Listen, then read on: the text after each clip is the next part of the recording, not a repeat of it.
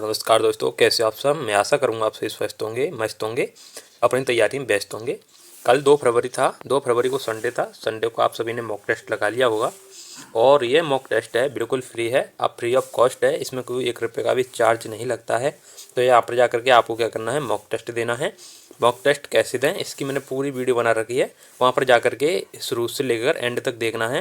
वहाँ पर मैंने एक एक चीज़ को डिस्कस किया है, एक एक टॉपिक को बताया है, कहाँ पर क्लिक कैसे क्लिक करना है, कैसे रजिस्ट्रेशन करना है, सारी चीज़ मैंने बता रखी है। वहाँ पर अपना मॉक टेस्ट दे सकते हैं। यहाँ पर L1 और L2 वालों के लिए होता है।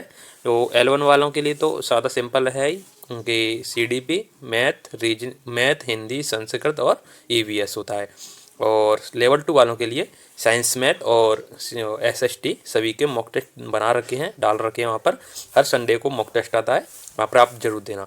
अगर आपने अभी मॉक टेस्ट नहीं दिया है या आपको पता नहीं था कहाँ पर मॉक टेस्ट देते हैं, तो मैं अभी बता देता हूँ। RWA पर मॉक टेस्ट देते हैं, उस ऐप को डाउनलोड करके अभी क्या करना है, आपको मॉक टेस्ट देना है।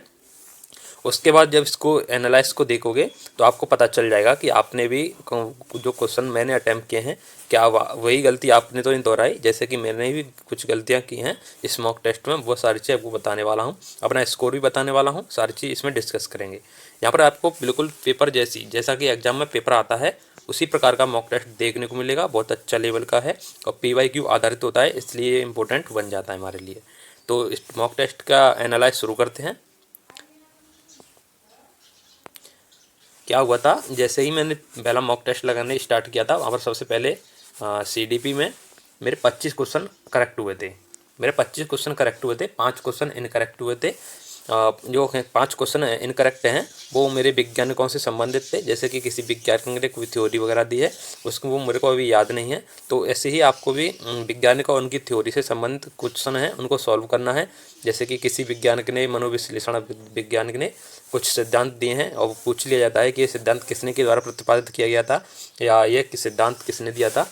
मैंने काफ़ी बार याद किए हैं, मैंने बहुत सारे हैं वैज्ञानिक, मैंने काफ़ी याद किए हैं, पर जो क्वेश्चन एग्जाम में आते हैं वो मेरे याद हुए होते हैं, उनमें से नहीं आते हैं।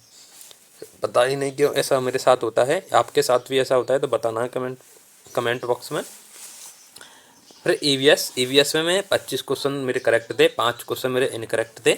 इनकरेक्ट क्वेश्चनों में मेरे को कन्फ्यूजन वाले क्वेश्चन थे। अगर आप किसी ने अच्छी खासी तैयारी कर रखी है EVS की तो 28 से 29 क्वेश्चन भी अटैम्प्ट कर सकता था, इतना आसान क्वेश्चन पेपर था EVS का। यहाँ पर देखेंगे, वहाँ पर पूछा था कि रेशम है वो किसका बना होता है, तो मैंने इसमें कन्फ्यूजन था, इसका राइट आंसर प्रोटीन था। इसी प्रकार एक पूछा गया था कि कोई पादप है जो कि मरे हुए जो जानवर होते हैं तो उनके स्थान पर उगते हैं, तो वो उस मात्रा में उस मिट्टी में इस तत्व की कमी आ जाती है। इस प्रकार के क्वेश्चन थे जो थोड़े कन्फ्यूजन करने वाले थे, वो मेरे से क्वेश्चन गलत हुए। पैडागोजी क्वेश्चन गलत नहीं हुए थे इसमें, मेरे कुछ इसी प्रकार के सजीव जगत से मेरे क्वेश्चन गलत हुए थे। हिंदी मेरे 24 करेक्ट थे, 6 इनकरेक्ट थे। इसमें मेरे एक तो इसमें मुहावरा गलत हो गया मेरा, और एक था एक पद्यांश आया था, हम पक्षी उन्मुक्त गगन के पिंजड़बंद ना रह पाएंगे, कहीं वाली है कटक नवोरी कनक कटोरी की मैदा से, इस प्रकार का कोई पद्यांश था। उसमें से मेरे 2 क्वेश्चन सीधे सीधे गलत हो गए। तो आपको भी प्रैक्टिस करनी है पद्यांश कैसे सॉल्व करते हैं, इसकी आपको ज़्यादा से ज़्यादा प्रैक्टिस करनी है गद्दांश पद्यांश की, क्योंकि यहाँ से भी डायरेक्ट क्वेश्चन है जो कि क्वेश्चन में ही आंसर छुपा होता है, तो फिर भी हम हमारे से गलत हो जाते हैं। तो मेरे यहाँ पर 24 सही थे, अच्छा इनकरेक्ट थे। अगर किसी ने अच्छा है हिंदी तो वो यहाँ पर अच्छा खासा स्कोर कर सकता है, जैसे कि 27-28 भी कर सकता है। तो नॉर्मल तो 20 तो रहते ही हैं, 20-22 तो सभी के रहेंगे क्योंकि इतनी कठिन नहीं थी। अब मैथ में बात करेंगे। मैथ में 26 क्वेश्चन मेरे करेक्ट थे, 4 क्वेश्चन मेरे इनकरेक्ट थे। यहाँ पर आपको 20 क्वेश्चन हैं वो अर्थमेटिक से देखने को मिलेंगे। अर्थमेटिक बोले तो सवाल, जैसे कि लासा मासा लाभ हानि साधारण ब्याज वगैरह, इन सभी से देखने को मिलेंगे। और 10 क्वेश्चन थे वहाँ उसमें पैडागोजी के थे। पैडागोजी में मेरे 6 गलत हुए, 4 क्वेश्चन गलत हुए मेरे पैडागोजी में, 6 क्वेश्चन मेरे करेक्ट हुए थे। तो यहाँ पर मेरे 26 क्वेश्चन करेक्ट हुए और 4 क्वेश्चन इनकरेक्ट हुए। अब संस्कृत में बात करेंगे। यहाँ पर मेरे शुरू से ही मेरे संस्कृत कमज़ोर है, तो यहाँ पर मेरे 18 क्वेश्चन हैं वो करेक्ट हुए हैं, 12 क्वेश्चन इनकरेक्ट हुए हैं। उनमें मेरे प्रत्यय हैं, प्रत्यय मेरे पहले ही मॉक में प्रत्यय गलत हुए थे।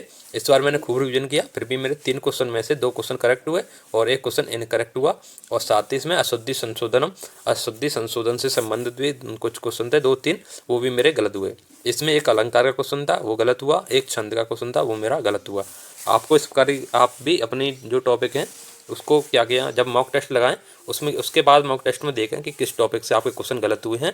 यही एनालाइज का बेस्ट तरीका होता है। अगर आपको यही नहीं पता चलेगा हमारे क्वेश्चन किस टॉपिक से गलत हुए हैं, तो नेक्स्ट टाइम जब मॉक टेस्ट लगाने बैठोगे तो फिर रिवीजन किससे करोगे। जैसे कि मेरा छंद, अलंकार, प्रत्यय, अशुद्धि, संशोधनम, ये कुछ टॉपिक है मेरे गलत हुए हैं, तो मैं नेक्स्ट टाइम में क्या करूँगा, इन टॉपिक का मैं बहुत ज़्यादा प्रैक्टिस करके तब मॉक टेस्ट लगाऊंगा। जैसे कि संडे को आएगा 9 तारीख को, उसमें मैं इन सारी चीज़ों को कंप्लीट कर लूँगा अच्छी तरह से, फिर उसका मॉक टेस्ट लगाऊंगा, जिससे मेरे स्कोर में सुधार आ सकता है। या वो तो फिर पेपर का लेवल बताएगा, पेपर का लेवल कैसा है। तो आज का तो सिंपल था, ज़्यादा कठिन नहीं था पेपर। यहाँ पर मेरे टोटल नंबर भी बताऊंगा कितने आए हैं। पर यहाँ पर आपको 225 प्लस जा सकते थे, अच्छा अगर आपने अच्छी खासी तैयारी कर रखी है, नहीं तो 100 प्लस तो हर किसी के रहे होंगे इस मॉक टेस्ट में। तो आपको ऑल ओवर स्कोर बता देता हूँ। ऑल ओवर स्कोर देखोगे मेरा तो 118 थे 150 में से। जिस टाइम मैंने मॉक टेस्ट लगाया था वहाँ तब तक 190 स्टूडेंटों ने मॉक टेस्ट लगा लिया था या कुछ लगा रहे होंगे, तब मेरी रैंकिंग थी 7वें नंबर पे।